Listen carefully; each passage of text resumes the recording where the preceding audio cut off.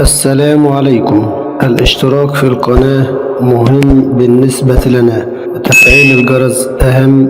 من فضلك اشترك في القناة وفعل زر الجرس ليصلك كل جديد. تحياتي لكم.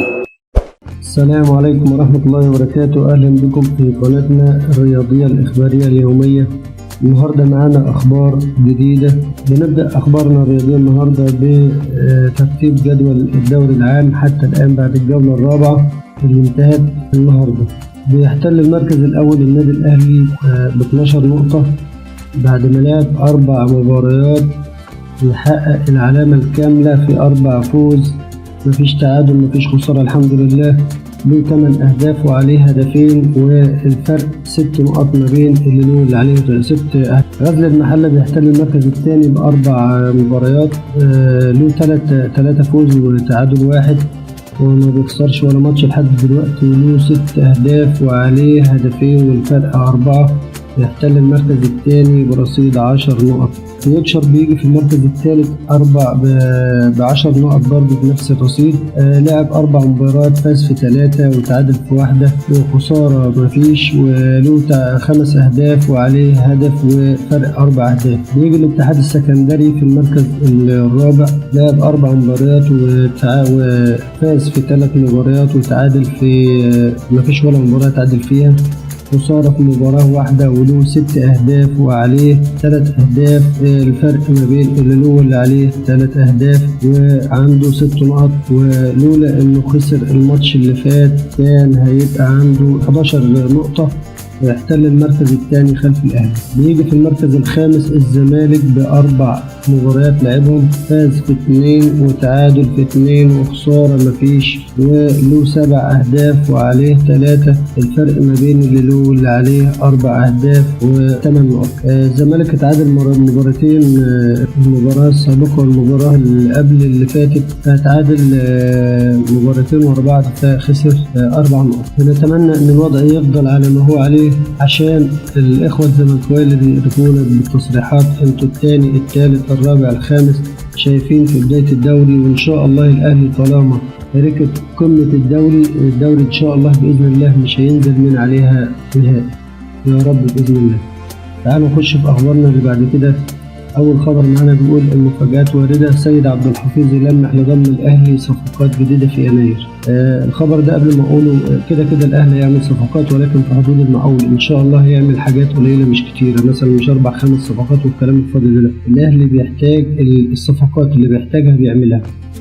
الخبر بيقول لمح سيد عبد الحفيظ مدير الكرة بالنادي الأهلي لإبرام القلعة الحمراء صفقات جديدة خلال فترة الانتقالات الشتوية المقبلة. وقال سيد عبد الحفيظ في تصريحات عبر قناة النادي الأهلي مفاجآت قريبة في الأهلي. من الممكن على مستوى الفريق إن هناك في شهر يناير من الممكن أن تكون هناك تدعيمات، وممكن يبقى في حاجات جديدة ممكن جدا إن شاء الله. وقال سيد عبد الحفيظ لدينا العديد من المباريات القوية جدا في يناير سواء محليا دوري عام وكاس والكلام ده أو أفريقيا في شهر فبراير، ومن أجل أن ندخل بشكل قوي يجب أن يكون لديك قوام وهيكل فريق قوي جدا. وقال كمان العمل في الأهلي تنظيمي جدا، وهناك مجلس إدارة وشركة كرة القدم ولجنة تخطيط ومشرف على قطاع الكرة ومدير كرة وجهاز فني وطبي وإداري على أعلى مستوى. وأتم سيد عبد الحفيظ تصريحاته قائلا كل فرد له عمله ولا يتجاوز حدود ذلك، وهذا مريح في العمل.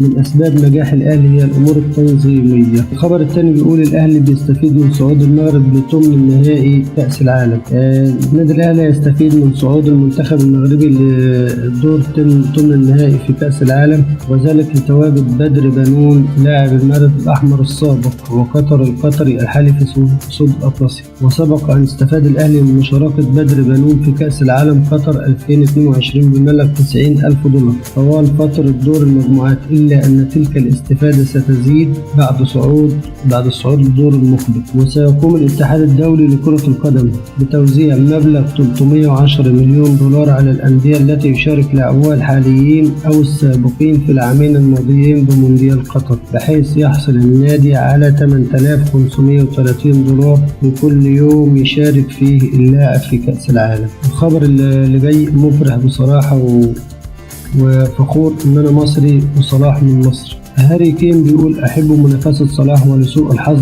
لم تتأهل مصر إلى كأس العالم. الخبر بيقول أشار المهاجم هاري كين قائد المنتخب الإنجليزي إلى أنه يتمنى استمرار المنافسة مع محمد صلاح في الدوري الإنجليزي، موضحا أنه لسوء الحظ لم تصل مصر إلى منافسات كأس العالم في قطر 2022. وقال هاري كين في المؤتمر الصحفي اللي بيسبق مواجهة السنغال تلقى سؤال بشأن المنافسة الدائمة مع محمد صلاح على لقب هداف الدوري الإنجليزي. وقال هاري كين ليس من المفترض أن أتحدث هنا عن محمد صلاح، لكننا نمتلك منافسة جيدة في الدوري الإنجليزي. وقال كمان صلاح لاعب من الطراز الأول بالطبع، كان يأمل أن يشارك في كأس العالم، لسوء الحظ لم تتأهل مصر، لكنني أتمنى أن تستمر المنافسة بيننا لسنوات عديدة قادمة. وفي سياق متصل أجاب كين على سؤال مراسل أحد المراسلين بشأن توقيت كأس العالم بقوله كان الأمر صعب في البداية، وأعتقد أنه من الأفضل أن يقام المونديال صيفا من أجل الحصول على 4 أسابيع للاستعداد. وأتم